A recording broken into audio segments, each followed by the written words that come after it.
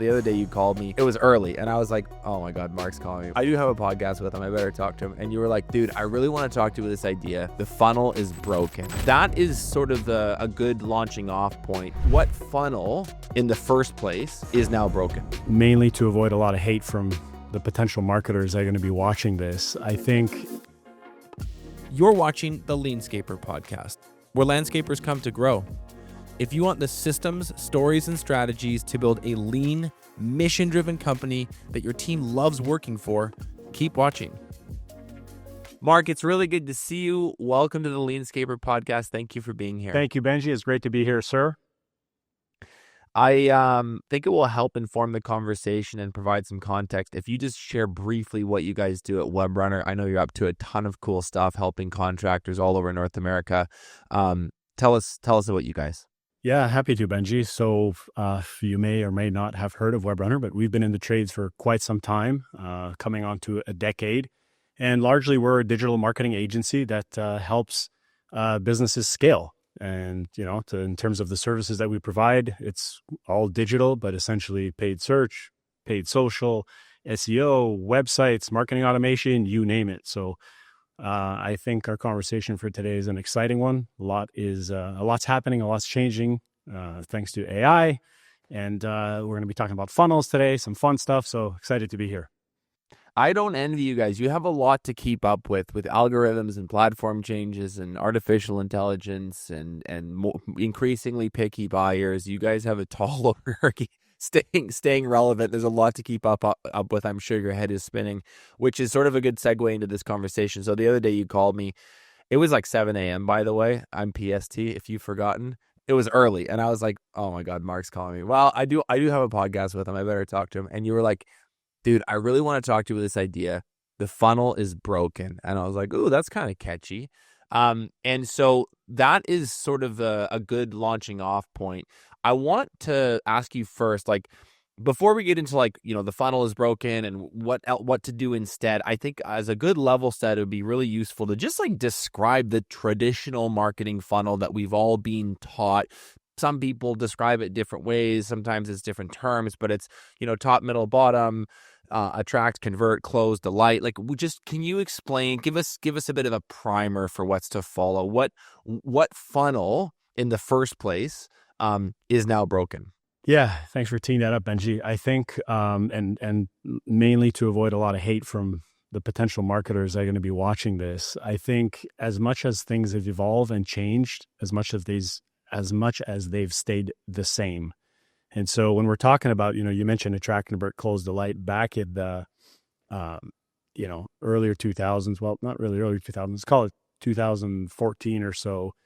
Our agency became inbound certified, which is, a term that HubSpot put out there, HubSpot being a marketing automation platform. And that was part of their methodology, and it's evolved since. But ultimately, the idea was when you have a rather lengthy sales cycle and you're trying to market something that is not necessarily an immediate need, where you have kind of a buyer journey, you've got to leverage this kind of funnel approach. And we really took to that. And, it was timely at the time. It was the notion of expecting that people aren't going to find you and then reach out to you immediately. And so if you're investing time, effort, resources to get found, you can't stop there. So you have to try to, at the time, lead magnets were the thing. So it was, invest money to get found, get people to your website, and know that they're not going to call you right away. Leave them with something, a white paper, a case study, an ebook, get their email, and then nurture that prospect through to the point of sale, right? But it was very linear in its approach. And at the time, I think just distribution wasn't, the way it is today. There's so many channels, so many networks, tons more content nowadays. And so what we're looking at now is a much more, I would say, fragmented approach to how people, consumers are making buying decisions, right? It's not so linear. So that's why I like to say, that old school funnel is broken. It's not just a straight path where it's capture an email, do a little nurturing, get that lead, close that sale. It's much, much different now. Is that because something about the game of marketing has changed, or is that because the nature of the product and service that landscapers or contractors more broadly offer is sort of different from the more inbound approach that HubSpot and inbound marketers kind of talked about? Is there something about the way that buyers buy that type of service that makes that mental model maybe less useful? Yeah, it's a great question. I think there are naturally services where the buying process is a little bit more lengthy because there's, more at stake, right? There's more moving parts. If I take a design build contractor, landscaper that does really large scale projects, have larger ticket, a lot more components to a project versus maybe a maintenance service where it's a little bit more volume, lower ticket, and there's not as much of a, like a visual appeal. Let's say I do lawn maintenance, right? So I am looking for a need. I have to fulfill that need, and I'm kind of impartial. I want to know that the people are going to show up, do the job, do it right, and move on, right? So it's kind of like the need versus want. As soon as it's a want and there's a longer sales cycle, you have a different kind of opportunity for which to leverage all these different marketing resources versus something that's a little bit more of a need where the decision happens across a much shorter time span. Again, just very different way to go about marketing to that individual. So if that mid-2010s mental model of the funnel is maybe either obsolete or just less relevant for contractors, what sort of fills its place in your mind? Yeah, so I think nowadays what we're seeing, and I'll kind of rewind a little bit here, Benji, to add to what we've just touched on. For the last 5-6 years or so, my agency has been heavily invested in all things paid. We're paid media experts. And so clients would come to us and say, hey, I need an alternative to lead generation. I'm heavily reliant on these third parties, these aggregators, right? And I'm buying leads, and that's okay, but I'd like a little bit more independence, more autonomy. These sorry, I didn't mean to interrupt you, Mark, but just to give people a visual, these are these sort of like large website house or what are some of the more common ones? These big lead aggregators that people would be purchasing off of. HomeBuddy, like anyone who will sell you a lead, right? So there's a beauty about that. Very low barrier, low risk. It's easy to get into. I've got a budget. I go and buy my leads. But the thing is, I may not be the only one purchasing that lead. I'm still, competing. I'm not necessarily investing or building into my own, brand equity. And so, we would advocate for, hey, take ownership, take control, invest dollars, generate leads on your own, build a system, own the data, learn, improve, and at the same time, build some brand equity. Now, the thing that we've seen over time, and now I think one of your recent guests, you guys were talking about, PE and consolidation, and a lot of investments being, thrown into the trades industry because there's a strong appeal there. There is a major benefit to having a strong brand, a strong reputation, and not necessarily having a strong lead generation program exclusively through search, right? So I think it's, we're seeing companies that are scaling quickly.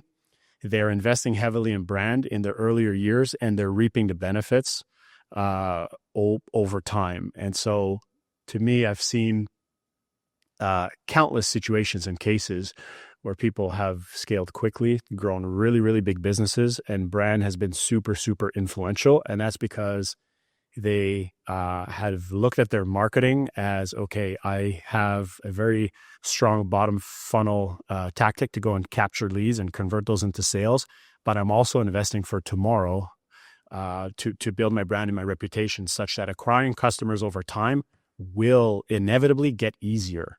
And a lot of people neglect that and aren't willing to invest dollars into something that's not going to return an immediate ROI, and it's a major problem.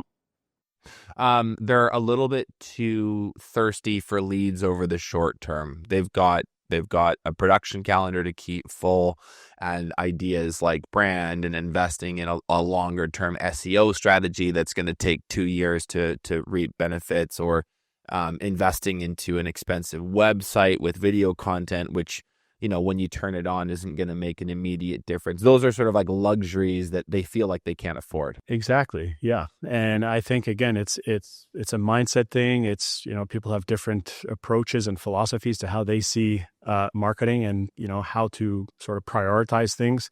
You'll see folks who, they get into business, they're new, they want to invest a boatload of money into, a new website or SEO or things that won't generate an immediate return tomorrow. And then you have other folks who it's just purely a search play. It's bottom funnel, high intent, and they're going after that 5% of the market that are ready to buy today, but they're neglecting the rest. And in an ideal world, you're thinking of both, right? So you're thinking of both the notion of trying to create demand, so demand generation, and you're also thinking of demand capture. And those are the kind of those two buckets that I think we want to be talking about here today. So this is helpful. So instead of the funnel, attract, convert, close, delight, there's a simpler, almost like 2-bucket system here that makes it, on one hand, like more effective. Is just a mental model to understand how to do this well, but also just quite a bit simpler to wrap your head around. It's like there's 2 stages to the system. One is generating demand so that people know who you are and hopefully are interested in the service. And then the second is like capturing that demand when it is actually time to buy for that particular individual. That's right. Yep. Am I getting that right? And I would almost, as I'm hearing you say that, Benji, I think that the demand side of it is a lot more creative in nature. It's a lot more content driven. You're trying to be helpful, valuable to your potential consumers. And on the capture side, to me, it's a lot more tactical, where it's a matter of, do you have the right things in place at the moment when someone's ready to commit? Because we know there are, we've just talked about a fragmented buying experience. There are multiple touch points that people are having with brands before they actually decide to even connect with them.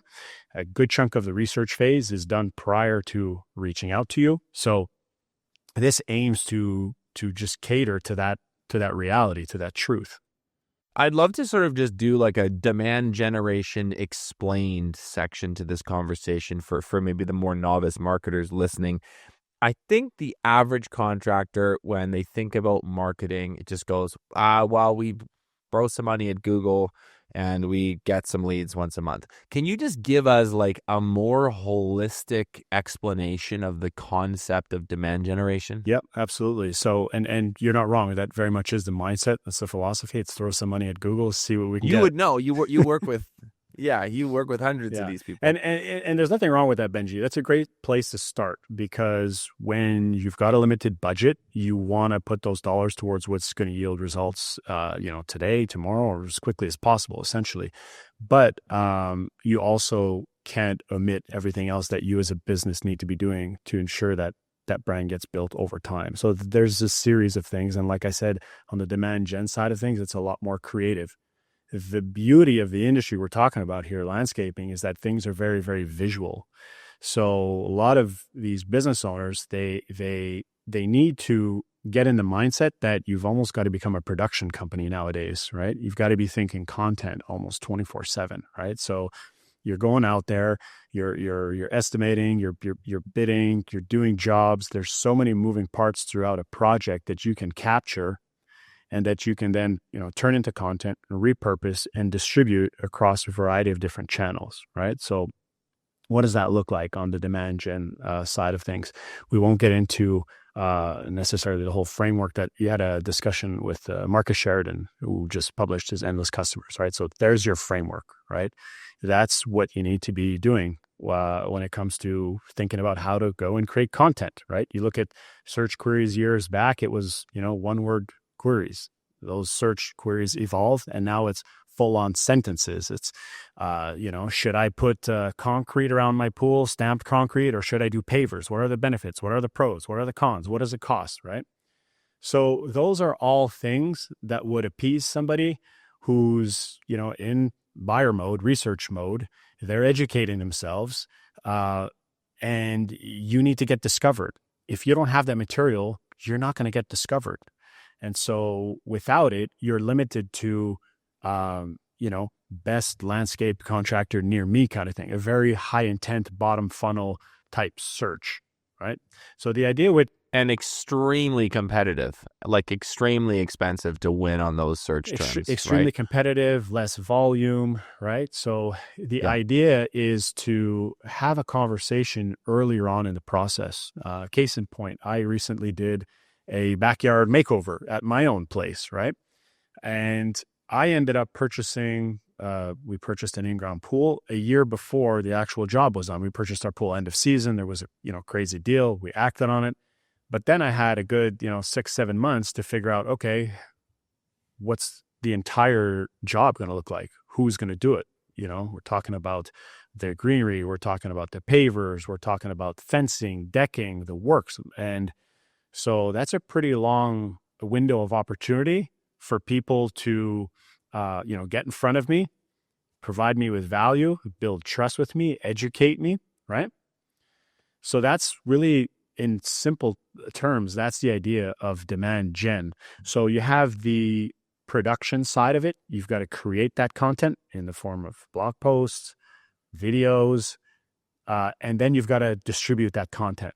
And that's where I think a lot of people fall short. They try to maybe skip that step by outsourcing it. Yeah, people get intimidated by the workload. They're just like, "Well, my God, like I got to sort of start this other business on top of the business I already run." I already run a landscaping company. I don't want to hear that I have to now become a media company as well. I think that that's often why this can be a tougher sell. I know you said, well, I don't want to get into the whole framework. Go read Endless Customers, and people should. Plug. I've recommended that book, but plug for Marcus. But you've got a ton of firsthand experience working with these companies. Like, just give us the quick and dirty, the Coles Notes version. Like, what types of content on what types of channels are the most effective for demand gen for landscapers? Yeah, like I said, it's very visual in nature, right? And so that means pictures on Instagram? Largely, yes. Yeah, pictures on Instagram. Of course, again, think of the buyer journey that someone would go through, and then try to address and answer those questions, capture it in real time as you're actually executing work. So, and I think that's a big mistake that people make, is they think that they've got to create all of these projects that don't exist. These projects are happening. You're going out there, you're bidding, you're doing the work, right? What you need to have is someone tagging along these projects and capturing the moments, and then creating that content and publishing it, right? So you're publishing to your blog, you're publishing to your Google business profile, right? And that's something that's going to benefit you in search, because as we said, search is changing now. You've got AR overviews making their way into the mix. There's, less prominence and visibility on search ads. People are not necessarily scrolling all the way down the page. So that landscape in itself is changing. So you got search, you got the GBP, and then of course you have social media, which is, you got your Facebook, your Instagram, your TikTok, YouTube. And these publishing platforms all have, in their own, way, shape, or form, the opportunity to allow you, the advertiser, to put dollars behind this content to push it out and reach people. Their awareness campaigns, their reach campaigns, right? Their campaigns geared to get people to consume your content, right? So it's really all about discovery. And the beauty of that is that once people discover you, they engage, they interact, they watch, you now have the opportunity, and that's regardless of if they've been to your website or not, but to keep that narrative, keep that conversation going, because there's intent, there's interest, right? So you're retargeting them, you're getting back in front of them, right? And as I've said earlier, you've got a long window of opportunity for which to market to these folks. So really, that's the idea. Can we go deeper on that? Because I think that you, being such an expert in this, are you're so close to it that this stuff seems easy. But for someone who's a less experienced marketer, who's not totally sure what you mean by a campaign and doesn't totally get what you mean by paid, like, let's just explain this concept, because to give you some credit, you were one of the first people that really broke this down to me really, really well. I want to go back to this concept of, like, you're making content that is hopefully helpful to your audience. It might be an Instagram post, it might be a video on YouTube, it might be a blog on your website, it might be a VSL, video sales letter on your website. It could be any number of things, but where this becomes quite powerful is the concept of being able to essentially buy eyeballs, right? That's the right term for it. I'm going to put money behind this to get it in front of people. So I'm sort of using paid to be more discoverable when somebody searches into Google or into YouTube. And various platforms do this in different ways, but it's fundamentally the same idea. Can you just unpack that a little bit more for the listener? What's functionally happening there? We don't need to get lost down the weeds of like super technical implementation, but just in general, what does that mean to like use paid to get in front of your audience more effectively? Yeah. So the idea is, if you look at search, what Google and other search engines are allowing you to do is, identify specifically what it is that you want to be showing up for online. When someone does a search, serve them an ad, right? That's their product. That's what they do. Now, that's how they make money, because there's a finite amount of those people in market looking for your services. The idea here is to sort of shift your mindset to, okay, let's take some advertising dollars and invest it into getting our stuff seen, discovered by people, knowing that it won't necessarily translate into revenue, into leads tomorrow. And I think that's the big challenge we as marketers have when we're having conversations with people who come from the world of aggregators where they're used to buying leads. I put money in, I get $1 out, great, get me leads. But now you're telling me, hold on a second here. You want me to invest money to sponsor posts on Facebook, on Instagram. You want me to spend money so that my reels and my shorts are seen by more people locally, but that's not going to give me a return. And that's exactly what we're saying. There's a benefit to that, not today, but tomorrow. So, on a technical level, Benji, it's awareness and it's reach campaigns, right? And the thing is, you do need to have the creatives. So different platforms, different creatives, and this is where you can get really technical and into the weeds. But you learn how to do it yourself, or you work with somebody who understands the platforms to help put dollars behind that. At a fundamental level, the notion of boosting posts is something that you can do to get more visibility on your content. I like a little bit more control and getting into the platforms to make those dollars go a little bit further for you. But that's ultimately the idea. It's create that content, put dollars behind it to get it seen, to get it discovered. Going back to the mechanism of how this works, like once somebody sees your post, what's the goal? Is it just an awareness piece?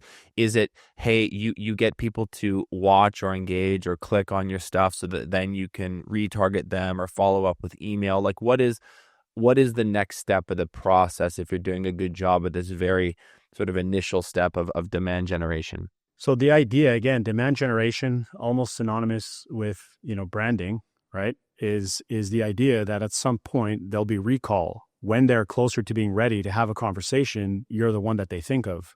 So how does that investment translate into something that you can monetize?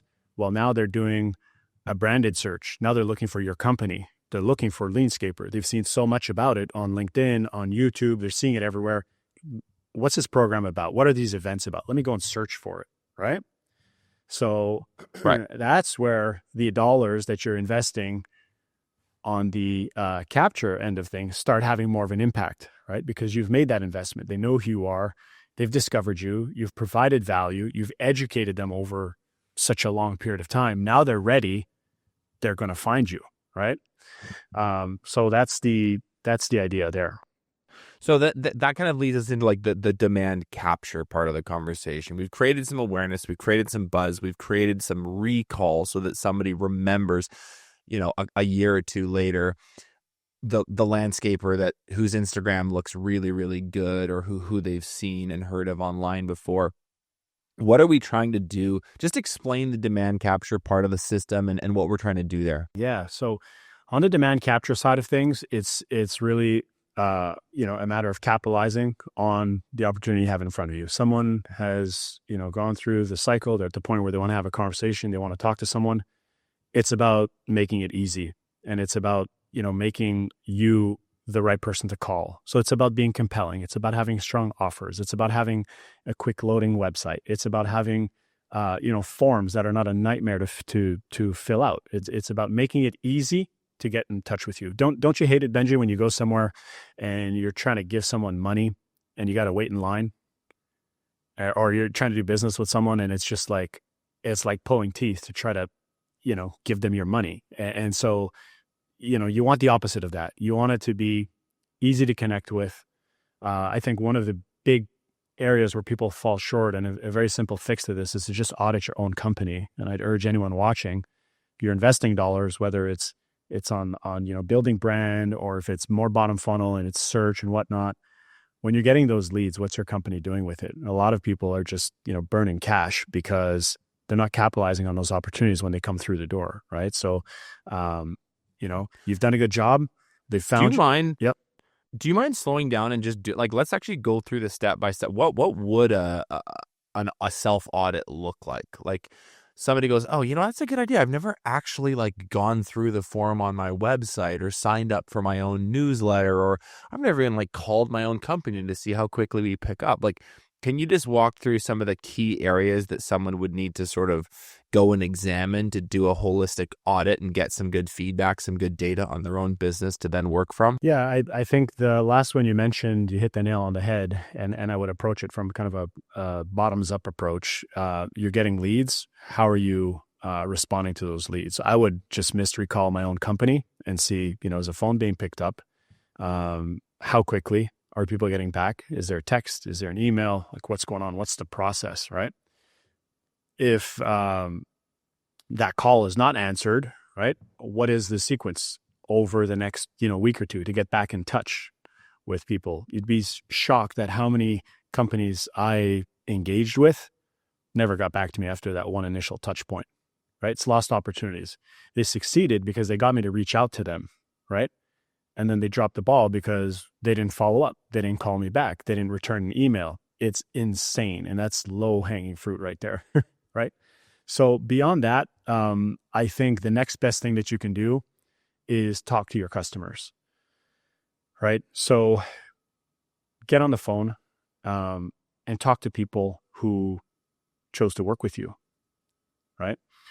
Tell me about, what are you hoping to learn in those conversations? I want to learn what was their path to purchase. Say, hey, explain to me, what was your process for going about, choosing who to work with? And you'll probably have to dig a little bit, because they'll tell you, oh, well, I saw you online or whatnot. Okay, well, when did you do it? When did you do your search? Where did we come up?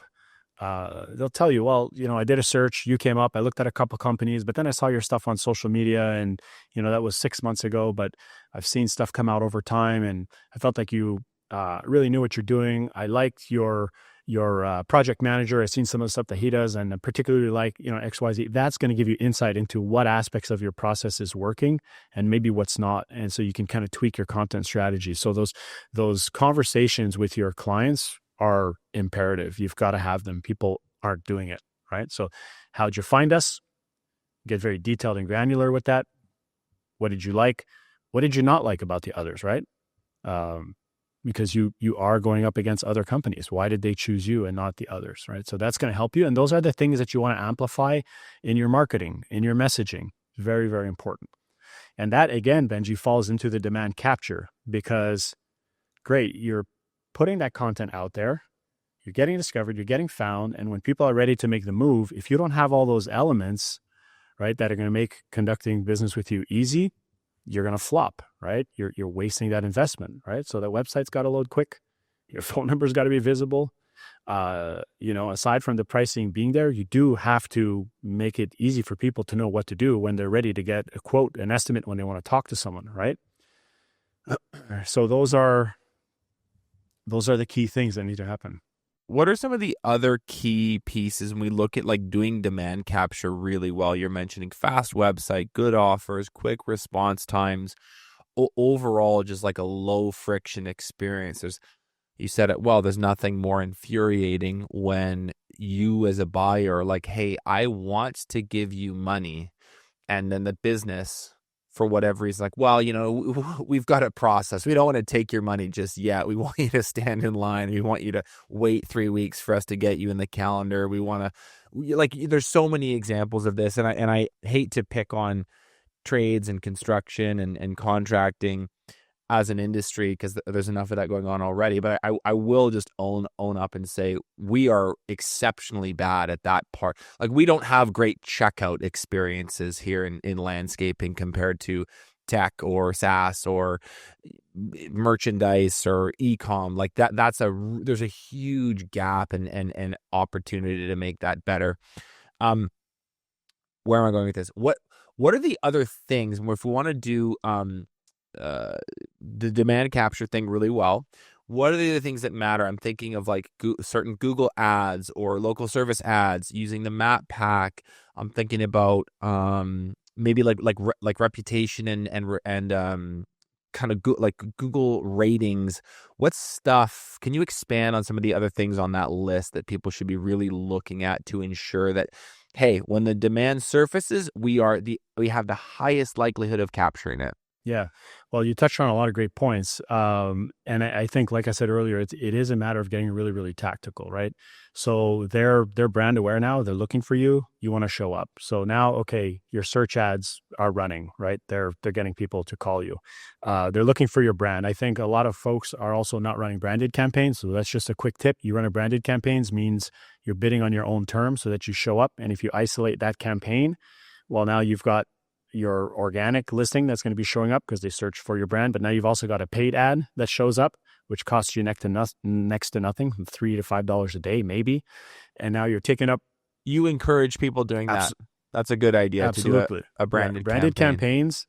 Don't bundle them into your regular campaigns, because the cost will get inflated because of the cost per clicks on the other campaigns. But yeah, you have an isolated branded search campaign, so that when people are looking for your name, now you're taking up more real estate above the fold. And when they get to your site, well, now it's about, that experience. Does the site load quickly? Are they getting to the page where what they were looking for is relevant, right? So landing pages really comes into play here. A great landing page with a solid user experience that hits the mark in terms of giving them everything that they want, nothing that they don't, right? So within seconds, people are trying to decipher, do they do what I'm looking for? And the idea is, if you've, had enough of a conversation with them, they know they're at the right place when they get there, right? Now you're highlighting those reviews from customers who are advocating for how amazing you are. It's relevant to the service that they're looking for. So you've got the testimonials, you've got the reviews, you're making it easy for them to contact you. You might have an offer that's getting them to maybe act quicker because, hey, it's end of season. We're trying to book up the calendar. We've got limited spots available. These are all components that collectively will get you a better ROI on your advertising dollars. Neglect one or several of them, and you just won't convert at as high a rate, right? So that's those are the important things. You touched on LSAs, also something that, again, is really important on the demand capture side of things. It's another way to get traffic. You're not paying for clicks, you're paying for leads. So you can do that. Showing up in the map pack, having a fresh Google business profile with relevant content from projects is, again, going to help you. And, kind of rambling here, but with AI changing the way that, results are not necessarily indexed, because that's Google's job, is to prioritize and index everything. But the AI overviews now, if you're answering all of those questions that people have throughout the buyer journey, well, again, you're likely going to be showing up there as well. Can you touch on that quickly? I know that we could do a whole separate episode on that, but you're hearing this conversation come up a lot in marketing circles and small business circles, how profoundly how big of a change it is now that we're kind of getting AI generated summaries of search results. We don't need to go through a tactical roadmap on that. Maybe just what are the things that you would say contractors ought to be aware of with that shift happening inside of the Google interface? Yeah, I wish I knew what Google's roadmap was, but all I know I think we all do. It's the $1 trillion question. Yeah. And I think we'll find the answer to that within the next 4 years, Benji. I think it's, things are evolving quickly, but human nature is human nature, right? People want a great user experience. They don't want to waste their time. So Google is, notorious for being the best at indexing results and giving you the best results. Problem was you had to filter through and go through a couple options, whereby now not only are they indexing, but they've got their LLMs that are able to, generate a summary that's relevant to what we're looking for. And so people much prefer the idea of asking a long-winded question and then getting an answer. It's time, right? So, I don't know how that's gonna evolve, but I think at a certain point, are they going to start monetizing, the AI overviews? Is ChatGPT going to start trying to monetize? Who knows, right? What's going to happen there, but we're paying close attention to it. And I think at the end of the day, you see articles plastered all over the web about SEO's dead, SEO's dead, SEO's dead. I think the reality remains that as a brand, as a business, the best thing that you can do is try to serve your customers to the best of your ability. If you are trying to provide value and answer those burning questions, desires, objections that they have publicly, you're capturing it and you're publishing it. You do it on your website and you're putting it on your Google business profile, and then you're sponsoring that content or you're promoting it across the different ad platforms with real money. You will benefit from getting discovered in search, and AI is going to be your friend. It's not going to kill your business. If you put yourself in the shoes of a homeowner ready to hire a landscaper, what are maybe the most important or the first 3 signals that homeowner is going to look to and say, yes, I trust this company. I'm going to give them my email. I'm going to place a phone call. I'm going to ask someone to come out to my house, versus clicking the back button and going and looking at someone else? Yeah, this is the age-old story of the 10K contractor who wants $100,000 jobs, right? We've all heard that, right? So it's really a matter of looking the part, right? So a company that is well branded, right? I think that's half the battle. When you're getting started, you wrap your vehicles, you get the clothing, you get the yard signs, you look the part, you show up professionally, you have well designed proposals. Those are all just prerequisites for being in business, right? And then 2, all of your assets and all of your collateral that you have online, it should all be on brand, right? So if I get to your website, we talked about it a while ago, the website should load quickly. I should be able to easily find what I'm looking for. I should be able to see examples and proof that you've actually done it for people, right? And then ideally, throughout the website, you're able to empower your clients to talk about how great you are, right? So that the testimonials, the case studies, the transformations, let that come from your clients and not from you, because nobody likes, braggers and, chest beaters and, hey, I'm the best, we're the best. And so it really is about credibility, right? People are asking themselves, what's the risk associated with working with this company? Are they going to take my money and then, park a truck outside and, get my job done in 3 months, 4 months? Or are things going to move quickly? Are they going to do what they say they're going to do when they say they're going to do it? So those are all the type of things that you need to be, that you need to be doing. And it's positioning that front and center on your website so that people can make quick, informed decisions. And again, we talked about landing pages, but you've got your website, which is more holistic in nature. But if you're running search campaigns, you're driving those people to landing pages to speak specifically to the need and want of that individual, right? based on that campaign or that search term or that audience that you're going for. You, for heaven's sake, don't be sending them just to the homepage of your website. I know that's probably basic to a more advanced marketer, but I've made that mistake. I made that mistake before, not even that long ago. So if you're sitting listening in your truck or watching on YouTube and you're like, oh my God, I'm paying money to send people to my homepage, don't worry, you're not alone. Lots of people still making that mistake. But what Marc is saying is really key. You want to make sure that the place that they first arrive from that paid traffic is really designed for that specific person, that specific offer. Maybe it's that specific season that you're in. Is some really, really, really impactful. You can't believe how much you can move the needle through copy, landing page design, imagery. You can double the effectiveness of a campaign just on that one asset alone. We've tripled it before. It's really, really remarkable how big of a difference you can make. I want to ask you, Marc, about the balancing act required to do this well. And I think that this is the constant, we hit on it earlier, but there's a lot more to uncover here. It's really difficult to do two things at once. On the one hand, a business owner does need to be hungry and motivated and move quickly. They're often, looking for leads that they can sell and produce within a few weeks or a few months. It's stuff they want to do this season. So it's more of a short-term mindset.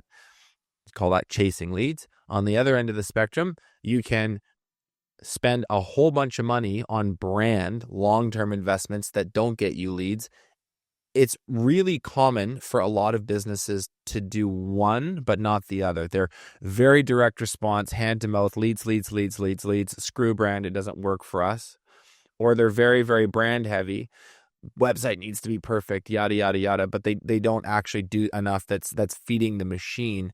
Why is it so common for business owners, landscapers specifically, to end up very lopsided in their approach to demand gen or demand capture?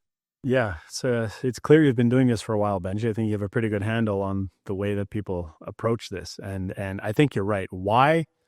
From my perspective, it's because they've either been burned or had a bad experience in the past and they've just been, turned off to the whole idea.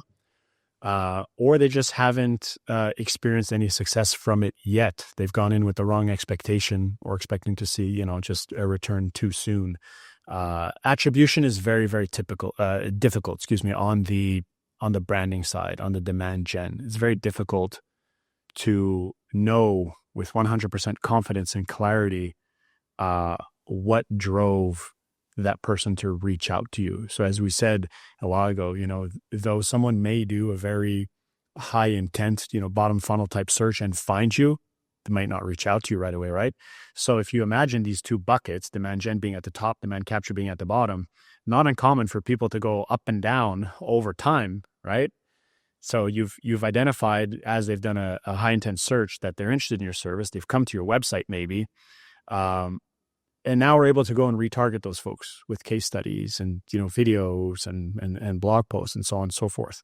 And so I think the idea there is it's simple. Just expect that it's not this linear trajectory path that people are going to take, and that the sooner you can start investing dollars into brand, the better off you're going to be long term. And what I would do, of course, is if we want to get actionable here, I would start with demand capture. Right? If you've got a leaky bucket, well, I don't care how much you fill it, you're just wasting money, right? So start with the fundamentals. Get the website right, get your landing pages right, get your offers dialed in, get your social proof on your website. Sales team is good. Make sure the sales team is good. Yeah. Pick up the phone. Yeah. So it's all that in the grand scheme of things, relatively simple to do. Make sure your house is in order, right? And then as you start going up funnel and you start, opening up the taps, the floodgates, you start spending more dollars and you're driving more awareness and you're becoming more known locally. Now you're going to benefit and not miss out on those opportunities. All right. So like a 70-30, the 70-30 makes sense. Okay, that's really helpful. The ratio, 70% on demand capture, 30% on demand gen. If we're just trying to allocate resources and bandwidth, that's a good rule of thumb to follow. Absolutely. Yep. Okay, and you want to begin with the demand gen component, and then you want to layer on top in the future. Demand capture. This is a really interesting. Sorry, start with the demand capture, layer on the demand gen more over time. This is there's an interesting insight here, and I had this conversation with someone earlier this week on another podcast, but just about like the general sentiment that small business owners have towards marketers is I wouldn't say it's one that's filled with trust and goodwill. It's a lot of like, I tried this and it sucked. A couple things, two things can be true at once. One, there definitely are like better agencies than others and better service providers than others. And people probably have been burned by people that aren't very good. But the other thing that is absolutely true is I think a lot of people skip steps. And so the reason that they've had a bad experience with a marketing agency or a campaign that they tried or a new strategy that they unrolled is the bucket was leaky in the first place. The speed to lead was incredibly slow. I tried to get this bedroom painted about a month ago to set up this studio that we're in now. I reached out to 4 painters, all locally, a lot of them with big brands, a lot of them paying a lot. I'm clicking on the ads that they're paying for, right? Couldn't get an answer back within 4 weeks. Now, so it's like that's a perfect example of the bottom of the funnel is full of holes. The speed to lead is slow. The sales team is badly trained. The CRM is really discombobulated, so they can't even see if somebody's reaching out for a service. There's so many elements that are broken, and then to go back to the analogy, you sort of pour the hose, you put the hose over the bucket and it all spills out everywhere. It's like, that's not the hose's fault, right? It's the bucket's fault. And so I think a lot of bad experiences and a lot of that mindset towards marketing as this thing that, kind of doesn't really work and I can't really tell is actually due to the fundamentals, the prerequisites not being done in the first place. So I love how you're saying 70% on demand capture, 30% on demand gen, prioritize the capture first, roll out the gen later. These are really, really useful way to kind of describe the blocking and tackling required to do this well. I want to recap. So we've kind of covered a bunch of stuff. The funnel isn't necessarily broken, but there is an easier and more effective way to look at it, which is sort of like a 2-bucket system. You want to generate demand and you want to capture demand. There's a balancing act required to do both well. And you need, if you're interested in being around for the long haul and building something of value, you absolutely are going to need to do both. And you've given a useful way to help prioritize those things. Capture first, generation second. What would be your call to action for someone that's like really bought into this whole conversation, this whole notion? Like, where do they begin? Do they start with an audit? Do they start by reaching out to an agency? Like, can we kind of operationalize this whole conversation for a listener? Yeah, absolutely. I think audits definitely are the way to go. I think I think broad strokes here. The idea is to understand that there are 2 buckets. It's temper expectations with respect to what the first bucket's going to yield. You can't approach everything like you would, direct response, put money in, get the lead, close the sale. I think you've got to have a more holistic approach to marketing. And yes, auditing to better understand where you have shortcomings and where there are opportunities is always, the first step. There are tools and things that you can use to self-audit to get a better sense. But there's also the notion of being able to speak with folks in the industry and have more pointed conversations about your specific situation. Our company does that on the regular. We have a scorecard where you can kind of do it yourself as well. We've got that on our website. So there's all sorts of tools out there. But yeah, that is the first step, an evaluation. Is just know what needs to be tweaked, to be improved. And sometimes you just don't know what you don't know. You don't know what questions to ask, right? So to have somebody who can bring those questions up and say, well, are you doing X and Y and Z can be, invaluable. Marc, a fun one to close here. You know that we're all about waste elimination here at LeanScaper. What are the 2 areas or tactics that you see contractors waste the most amount of money on the most frequently, and as a result are the most frustrated by? Yeah, so you mentioned one of them, right? Like the notion of the leaky bucket, right? You're putting money into something, you're getting someone to your website, they're reaching out to you, you're not picking up the phone. I mean, that's right there. That's probably the biggest one. It's the notion of just being there, just responding to the campaigns. Quite simple. People are kind of keen on getting the Ferrari, but they don't fill it with gas, right? It's just like, great, you've got this great system here, and you can't go anywhere. You're not utilizing. You don't have your systems and your processes. So it's really the notion of getting the house in order. And then 2, it's really again, waste elimination. You're putting all this time, effort, resources. Like you said, it can be a full-time job to get into the content game, produce, edit, publish, but that's going to land at some point. You're going to get good at it. You'll get better, and you're going to succeed in getting people over to your site. But again, if you don't have those core components that are going to, compel somebody to take the next step, wasted efforts, right? So those are things you got to eliminate. And hence why we talk about, a bottoms up approach. Get your house in order, fix the website, make sure that it can convert. It's got all the tools, needed from a social proof standpoint to build enough trust when someone's there.